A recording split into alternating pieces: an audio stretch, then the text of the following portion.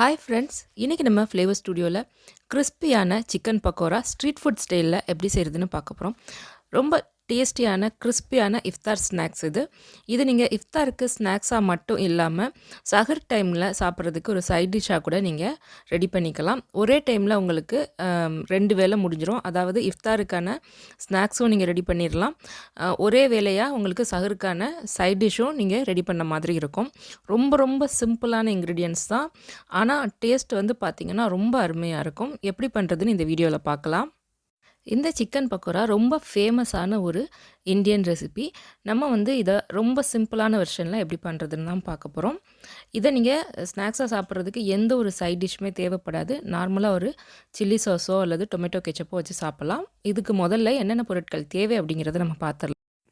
1 teaspoon அளவு இஞ்சி பூண்டு விழுது, 1/2 டீஸ்பூன் அளவு மஞ்சள் தூள், 1/4 டீஸ்பூன் அளவு கரம் மசாலா, தேவையான அளவு உப்பு, அப்புறம் 1 டீஸ்பூன் அளவு லெமன் ஜூஸ் அப்படி இல்லைன்னா வினிகர், 1 டீஸ்பூன் அளவு மிளகாய்த்தூள். காரம் அதிகம் வேணும்னா மிளகாய்த்தூள் அதிகம் சேர்த்துக்கோங்க. 3 டேபிள் ஸ்பூன் அளவில் கடலை மாவு, 1 டேபிள் ஸ்பூன் அளவில் சோள மாவு. சோள மாவு உங்ககிட்ட இல்லை அப்படின்னா அதுக்கு பதிலாக அரிசி மாவு இல்லைன்னா கோதுமை மாவு ஏதாவது ஒன்று நீங்கள் சேர்த்துக்கலாம். இப்போது நல்லா பெரிய சைஸ் வெங்காயம் ஒன்று எடுத்து கட் பண்ணி எடுத்துக்கணும். பெரிய சைஸ் வெங்காயம் இல்லைன்னா 2 மீடியம் சைஸ் எடுத்துக்கோங்க. அப்புறம் காரத்துக்கு தகுந்த மாதிரி க்ரீன் சில்லிஸ் சேர்த்துக்கலாம். கொஞ்சமாக கருவேப்பிலை, அப்புறமா கொத்தமல்லி தழை, இது ரெண்டும் நல்லா ஃபைனாக கட் பண்ணி வச்சுருக்கேன். இன்றைக்கி நான் 250 கிராம் அளவில் சிக்கன் எடுத்திருக்கேன்.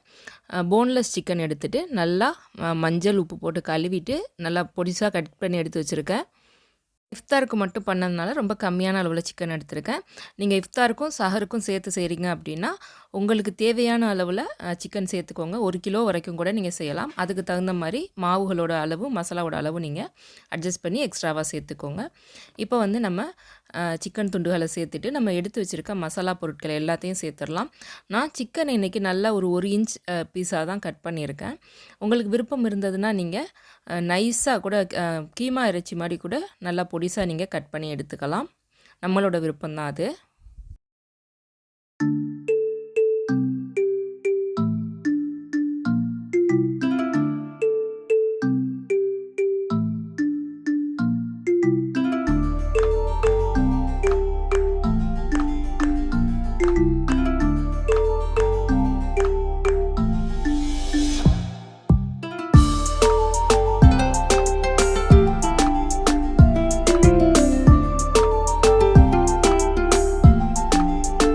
இப்போ நம்ம எடுத்து வச்ச எல்லா மசாலா பொருட்களையும் சேர்த்துட்டு நல்லா நம்ம கைகளால் மசிச்சு விட்டு பிசைஞ்சு எடுத்துக்கலாம்.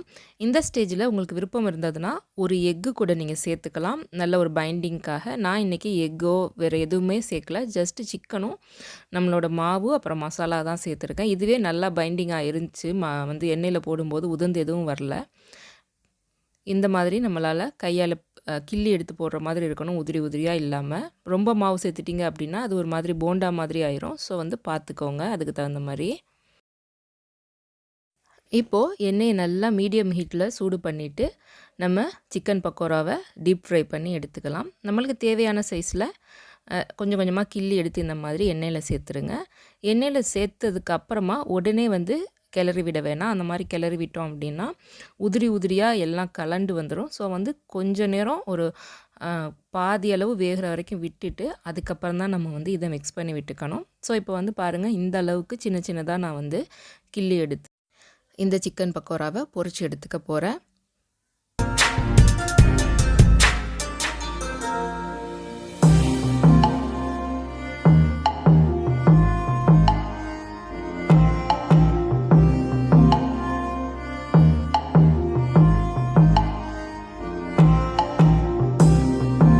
பக்கோரா எண்ணெயில் சேர்த்ததுலேருந்து பொரித்து எடுக்கிற வரைக்கும் மீடியம் டு மீடியம் ஹைலேயே அட்ஜஸ்ட் பண்ணி மாற்றி மாற்றி வச்சுக்கோங்க. ரொம்ப ஹை ஹீட்லேயும் வச்சிடாதீங்க.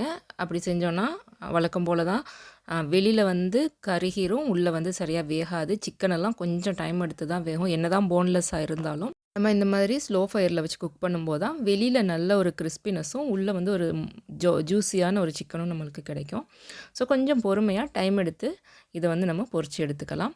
நல்லா கலர் சேஞ்ச் ஆகி உங்களுக்கு பார்க்குறதுக்கே நல்ல ஒரு சிக்கன் 65 மாதிரியான ஒரு கலரில் வந்து கிடைக்கும். அந்த டைமில் நம்ம எண்ணெயை ட்ரைன் பண்ணிவிட்டு எடுத்து உடனே சுட சுட சர்வ் பண்ணலாம்.